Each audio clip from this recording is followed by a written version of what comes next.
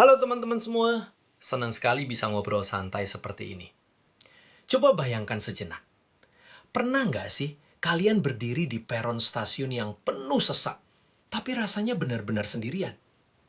Di Jepang, kita ini bisa dibilang suhunya dalam menjaga jarak. Kita membungkuk tepat 1 meter dan membangun tembok-tembok tak kasat mata dengan kesantunan yang luar biasa halus. Tapi pernah kepikiran nggak? Gimana kalau jarak ini sebenarnya adalah petunjuk tentang sesuatu yang selama ini diam-diam kita rindukan? Ingat adegan di drama samurai? Seorang bawahan setia duduk bersimpu di depan tuannya dengan jarak sekitar 90 cm atau sanjaku. Itu bukan cuma soal keamanan supaya nggak kena tebasan pedang loh, tapi simbol pemisahan. Ada kerinduan yang tertahan di ruang kosong itu. Bisa nggak ya, suatu saat nanti saya melangkah lebih dekat? Kita menghabiskan hidup dengan navigasi Hedataru. Jarak aman yang melindungi, tapi sekaligus mengisolasi kita. Namun, setiap hati orang Jepang pasti tahu rasanya kehangatan Najimo. Itu loh, momen waktu kita duduk di bawah kotatsu saat musim dingin. Kaki kita saling bersentuhan, dan keheningan berubah jadi rasa nyaman. Hari ini, saya mau ajak teman-teman melihat bahwa perjalanan dari bayangan menuju kehangatan ini adalah gambaran dari sesuatu yang sering disebut orang sebagai Injil. Masih ingat permainan Kagefumi waktu kita kecil? Kita lari-larian mencoba menginjak bayangan teman. Waktu kecil, kita berani melanggar ruang pribadi orang lain. Tapi setelah dewasa, kita menghabiskan seumur hidup untuk menghindarinya. Ada istri yang berjalan 3 langkah di belakang suaminya. Sebuah bungkukan badan kita seolah berkata, "Saya melihat Anda, tapi saya tidak akan berani melampaui batas." Tapi jujur saja, kenapa ya jarak yang sopan itu kadang rasanya seperti kesepian yang dipakaikan baju rapi? Kita menjaga Hedataru demi hormat, tapi bukankah itu juga yang bikin kita nggak pernah benar-benar dikenal orang lain? Ada cerita menarik tentang seorang wanita yang nekat menyentuh jubah Yesus di tengah kerumunan. Di zamannya, wanita ini dianggap najis dan harus menjaga jarak sanjaku selamanya. Tapi dia melanggar batas itu. Dan tahu nggak, Yesus nggak marah. Dia malah tanya, "Siapa yang menyentuhku?" Itu bukan tuduhan, teman-teman. Itu adalah sebuah undangan. Ibarat bawahan samurai yang akhirnya mendengar tuannya berbisik, "Mosoto chiko yore." Kemarilah, duduklah lebih dekat. Gimana kalau ternyata jarak yang selama ini kita jaga dengan susah payah itu sebenarnya sudah nggak diperlukan lagi? Di budaya kita, konsep uchi dalam dan soto luar itu kuat banget kan? Diundang masuk ke rumah seseorang di Jepang itu bukan hal sepele. Itu adalah momen runtuhnya Hedataru. Kamu melepas sepatu, melewati ambang pintu, dan masuk ke ruang yang bilang, "Kamu bukan lagi orang luar." Berapa banyak dari kita yang selama ini cuma berdiri di depan pintu, baik itu pintu rumah atau pintu hati seseorang, sambil bertanya-tanya, "Kapan ya saya bakal diajak masuk?" Bukan cuma sebagai tamu, tapi sebagai keluarga. Ada satu janji di kitab suci yang bunyinya begini, "Lihat, aku berdiri di depan pintu dan mengetuk. Kalau ada yang mendengar suaraku dan membukakan pintu, aku akan masuk dan makan bersamanya." Perhatikan deh, Yesus nggak mendobrak pintu itu. Dia menghargai Hedataru kita. Tapi dia menawarkan najimu, sebuah jamuan makan, kehangatan bersama, seperti kotatsu versi surgawi. Ini mirip upacara minum teh atau ochakai. Tuan rumah menyiapkan segalanya berjam-jam. Tamu menerima dengan syukur. Keduanya tahu, ini bukan cuma soal rasa tehnya. Ini soal ruang suci di antara manusia, di mana sesuatu yang baru bisa terjadi. Kita punya istilah ochikazuki no shirushi, tanda perkenalan, seperti omiyage atau hadiah akhir tahun. Di Jepang, kita memberi pengurang jarak. Hadiah itu bicara saat kata-kata kita macet. Saya ingin lebih dekat denganmu. Pernah enggak kalian terima kado yang rasanya seperti jembatan?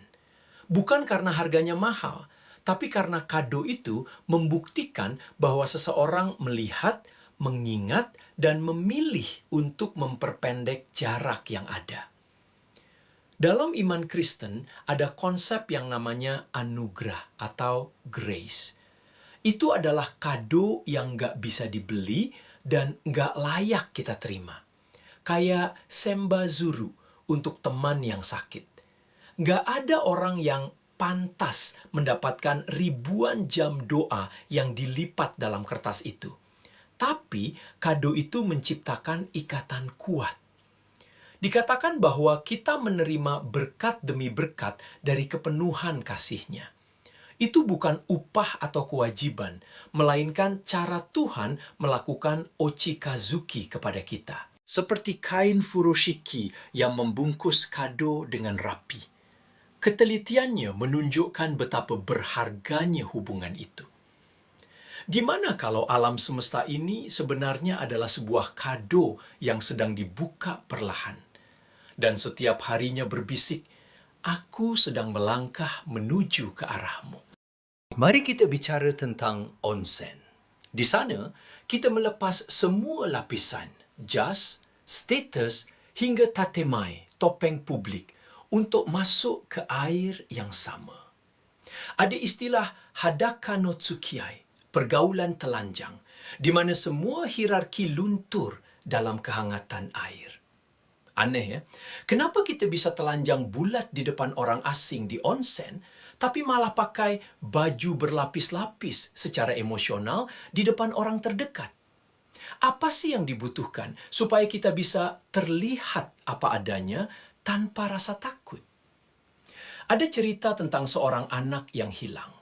Dia menjaga jarak Hedataru lewat pemberontakan. Tapi saat dia pulang, ayahnya malah lari menjemput dan memeluknya. Dalam budaya timur, seorang ayah yang lari itu dianggap nggak punya wibawa. Tapi sang ayah nggak peduli. Pesannya jelas. Dulu kamu soto, orang luar. Sekarang kamu uchi, orang dalam. Sama kayak waktu kita melepas baju sebelum masuk onsen, air nggak peduli sama daftar riwayat hidupmu. Air itu menerimamu apa adanya. Pernah lihat keluarga Jepang bersantai di satu ruangan? Masing-masing punya ma sendiri. Nggak ada yang bicara, tapi kaki saling bersentuhan di bawah kotatsu. Ada kehangatan yang dibagi dalam keheningan itu. Tapi, apakah itu cukup? Apakah ada najimu yang lebih dalam? Sebuah rasa memiliki di mana kamu dikenal sepenuhnya sampai ke titik paling gelapmu, tapi tetap diterima? Yesus pernah bilang, aku nggak lagi memanggil kalian pelayan, tapi sahabat.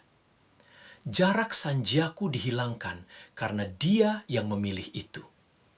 Ini persis kayak momen Hanami. Ribuan orang berkumpul di bawah sakura, berbagi bento dan tawa dalam diam. Itulah sekilas tentang najimu tanpa Hedataru. Teman-teman, kita mulai obrolan ini dari soal bayangan. Jarak sanjaku yang kaku, bungkukan badan, dan istri yang berjalan di belakang. Semua itu bagian dari budaya kita yang penuh rasa hormat. Tapi, itu bukan akhir cerita hidup kita. Gimana kalau najimu yang paling sejati itu bukan didapat lewat kesabaran atau pengendalian diri sempurna? Gimana kalau itu sebuah pemberian, seperti kado tak terduga, pintu yang dibuka dari dalam, atau seorang ayah yang berlari menjemput kita saat kita masih jauh di luar? Coba perhatikan Hedataru di hidup kalian minggu ini. Jarak dengan rekan kerja, keluarga, atau bahkan Tuhan. Coba pikirkan lagi. Jangan-jangan jarak itu bukan tembok, melainkan pintu. Jangan-jangan ketukan yang kalian dengar itu sebuah undangan. Bayangkan hutang bambu. Setiap batangnya terpisah di atas, tapi di bawah tanah, akar-akarnya saling terhubung erat. Sendiri, tapi nggak pernah kesepian. Itulah najimu. Bayangan kita yang terpisah, ternyata terhubung oleh sesuatu yang lebih dalam. Dalam bahasa kita, mungkin itu benang merah tak kasat mata. Injil sederhananya bilang, benang itu punya nama, dan dia sedang menjangkau kalian. Mungkin kamu merasa harus memperbaiki diri dulu, atau merasa tidak pantas karena bebanmu. Tapi kasih karunia tidak menunggu kita sempurna. Dia datang menjembatani jarak yang tidak sanggup kita seberangi sendiri. Jika kamu rindu kehangatan yang melampaui sopan santun duniawi, ada satu pribadi yang sudah lama menunggu untuk mengajakmu duduk bersama. God, if you are who you say, reveal yourself. Bagi sebagian orang, Tuhan itu seperti sahabat bijak yang penuh perhatian, yang setia menemani langkah di saat gelap maupun terang. Mungkin kamu juga merasakan getaran lembut itu di hatimu. Mungkin kamu juga rindu mengenalnya lebih dari sekedar nama. Aku yakin, pertemuan itu akan menjadi momen yang sangat indah dan mengubah segalanya. Mari kita berdoa bersama dengan perlahan dan tulus. Tuhan Yesus, saya datang apa adanya. Saya akui segala dosa saya dan memohon pengampunan-Mu yang tak terbatas. Saya sadar bahwa selama ini saya mencoba berjalan sendirian. Hari ini saya berpaling dari jalan saya yang lama dan dengan rendah hati mengundang Engkau masuk ke dalam hati dan hidup saya. Saya ingin percaya dan mengikut Engkau sebagai Tuhan dan Juru Selamat pribadi saya. Tolonglah saya untuk memahami betapa dalamnya kasih dan anugerah-Mu yang mungkin selama ini saya abaikan. Saya butuh bimbingan-Mu untuk benar-benar mengubah hati saya dan memperbarui pikiran saya agar sejalan dengan kebenaran-Mu. Tuntunlah setiap langkah saya mulai hari ini, agar saya bisa menyelaraskan tindakan saya dengan kehendak dan tujuan-Mu yang mulia bagi hidup saya. Terima kasih, karena Engkau telah mendengar suara saya. Dalam nama Yesus, amin.